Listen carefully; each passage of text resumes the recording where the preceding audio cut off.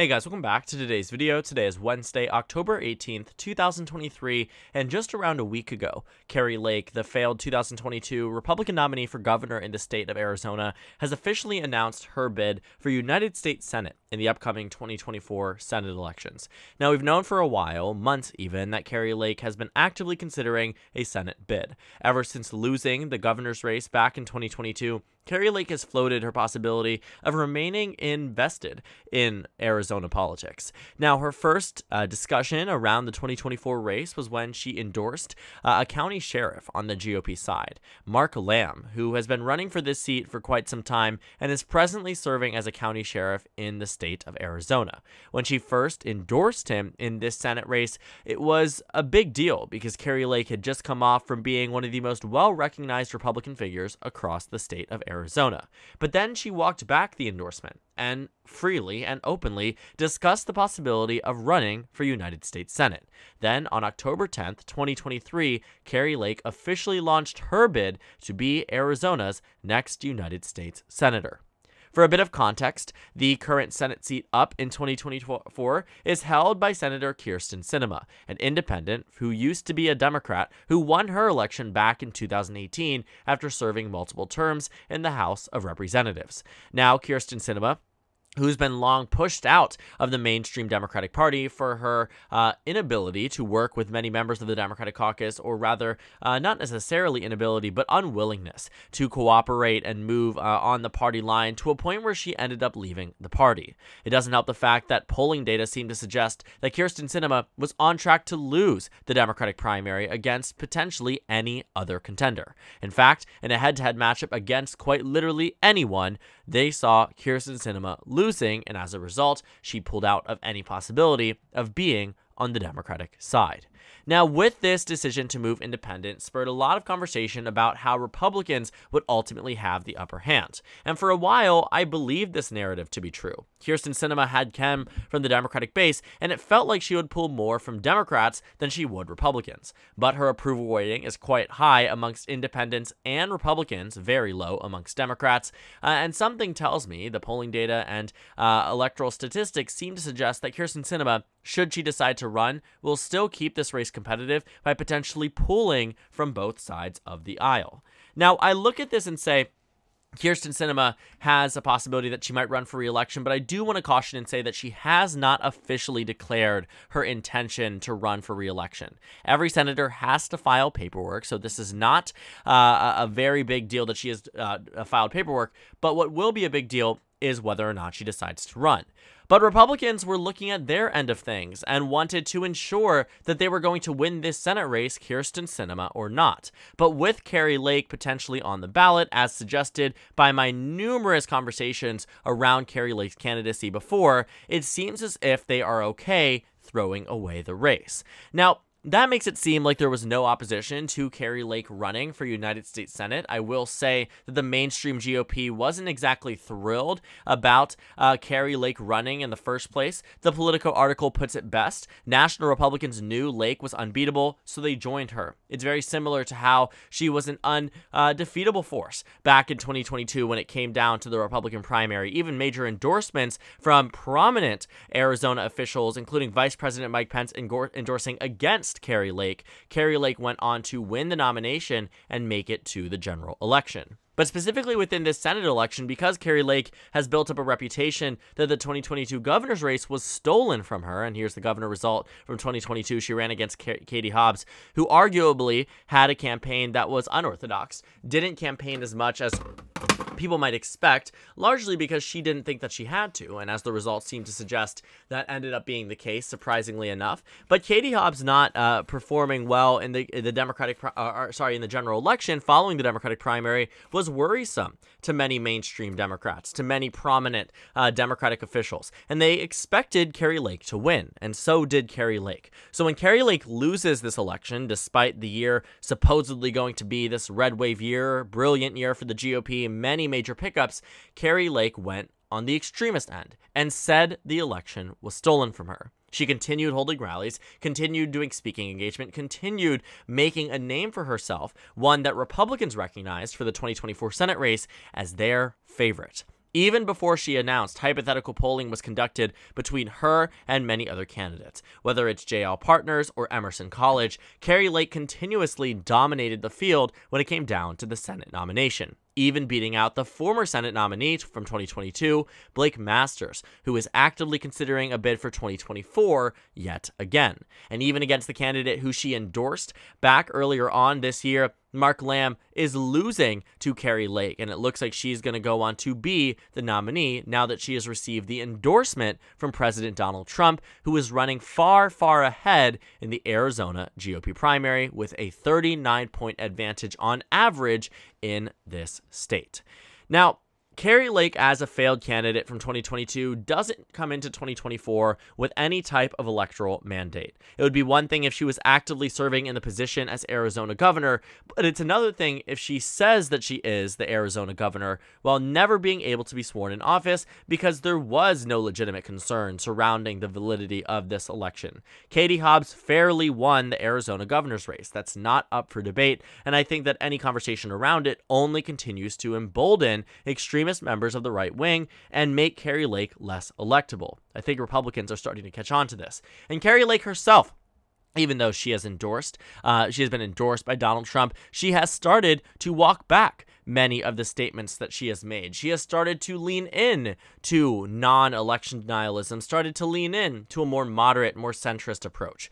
It just doesn't seem like it's going to work. She's less than a year off from her 2022 governor bid. She is declared in October. Less than a year later, she's running for a different office and is supposedly going to convince the same voters that voted against her in 2022 that she is a changed person, that she can go on to the United States Senate and not represent the Trump wing of the party, not represent the extremist wing of the party, not represent the election deniers from 2022 or 2020, but it is a very hard sell.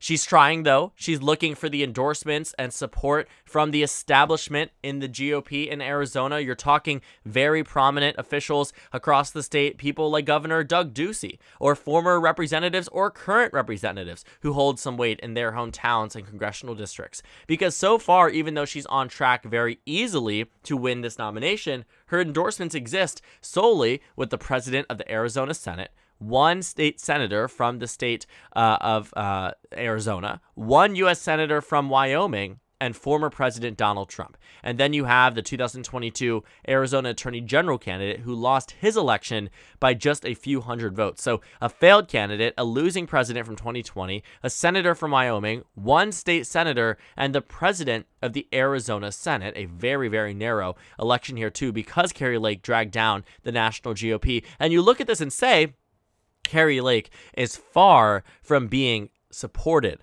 or backed by any of the more moderate, more centrist Republicans, which is why she's going to them and saying, hey, I need your support. In a similar way to the way that Senator Steve Daines or Senator Mitch McConnell, both of which run their own independent organizations that support candidates across the United States, they have been in conversation with her, largely because they know that she's on track to be this nominee, and there's no point in fighting against her if you aren't going to win. They haven't wholeheartedly endorsed her, but they certainly have not done enough to clear the field or push her out of the field in the first place, because they know that should she make it on the ballot, she probably wins that election with the support of the current Arizona GOP. And knowing this, it's certainly interesting to see how many Republicans still have distanced themselves, because I do believe that the general consensus here is that if it is a head-to-head matchup between Ruben Gallego and Kari Lake, that she loses the election. Now, a new Republican poll was just released earlier, about a week ago, 2 weeks ago, showing Kari Lake with a 4-point advantage, Kyrsten Sinema at 19%. But even in many of the polls that have been taken so far, we see that in a three-way race, Democrats still end up pulling out ahead. This is not a ranked choice voting state. This is not one that is determined by, a runoff election. This is all first past the post. And if there is a situation where Gallego is getting 41%, Lake 36%, Sinema 15%, the Democrats maintain control of the Arizona Senate race. And in these head-to-head matchups, we see that Ruben Gallego does quite well. Let's find the general election data that has been released. I'm not sure if they have it on here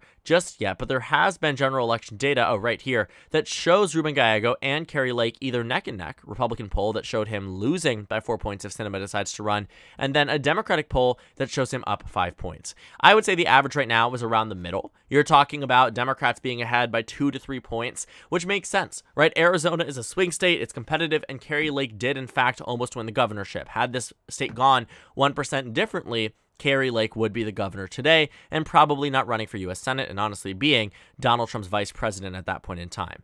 But just looking at the numbers, looking at the Arizona Senate race in 2024, I am fascinated by the fact that Kari Lake is so willing to dive into this race. I mean, it's one that anyone would argue to her that these races are not as easy to win, right? And when she has all these scandals and these controversies that will be picked back up following the 2022 midterms, because voters clearly will have another opportunity to vote against Kari Lake, as many of them I do believe did in the governor's race, even if they didn't necessarily know Katie Hobbs or like Katie Hobbs.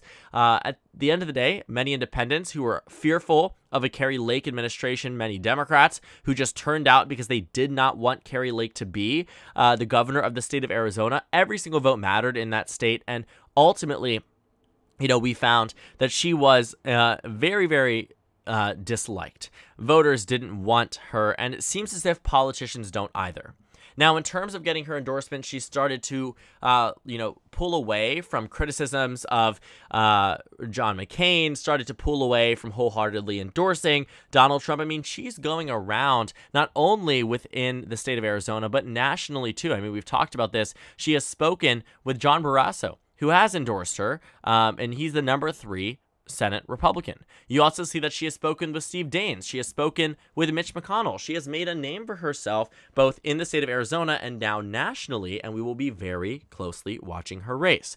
Because this upcoming election is going to be so close, Democrats are looking to the state of Arizona to hold out as a victory even in the event that Joe Biden loses the general election in this state. Now, I don't know how Arizona is going to vote with being faced off with the opportunity between Gallego and Lake. My gut reaction and my reaction based off, or my assumption based off analytics, prior election results, current fundraising numbers, current polling numbers, whatever it might be, is that Ruben Gallego does win, but not by a deafening margin. And I think that's because Arizona, for a lot of people, still very much want Kari Lake to be the governor, who believe that Republican policies would be the right way to go. And even though she had a lot of these scandals and crazy situations prior to her governor election, just look at how close she got.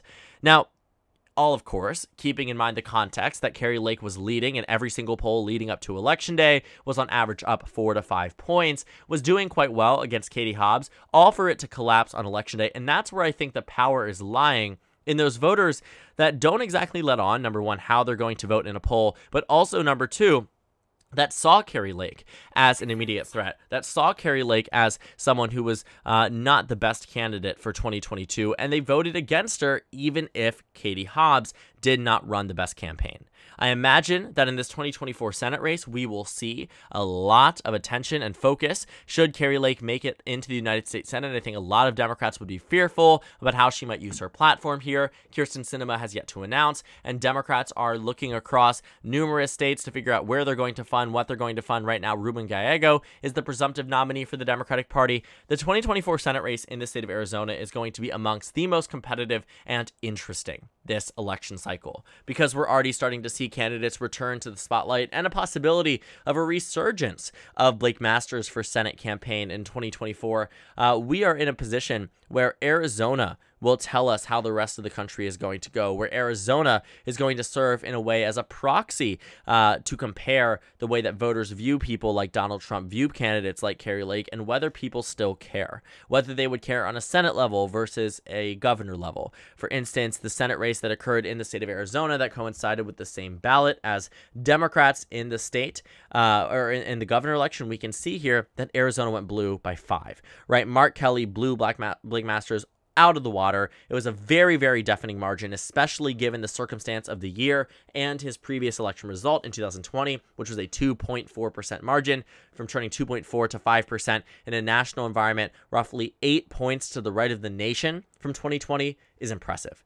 And I do believe with Kari Lake on the ballot, she performs worse than Blake Masters when it comes down to this head-to-head matchup. I think Blake Masters has been able to, walk the fine line. I think and truly believe that Kari Lake has made a very negative name for herself, one that could very well cost her the 2024 Senate race in the state of Arizona, for a race that otherwise might have been easily winnable by Republicans. So thank you guys so much for watching this video. Make sure to comment down suggestions below. Subscribe on the left if you haven't already, and check out the Instagram and Twitter. At the bottom left of the screen, there's also a Discord server for you to go ahead and join. On the screen, there's a video you can watch, and then a playlist for my 2024 Senate election analysis videos. Again, thank you guys so much for watching, and I will see you all later today.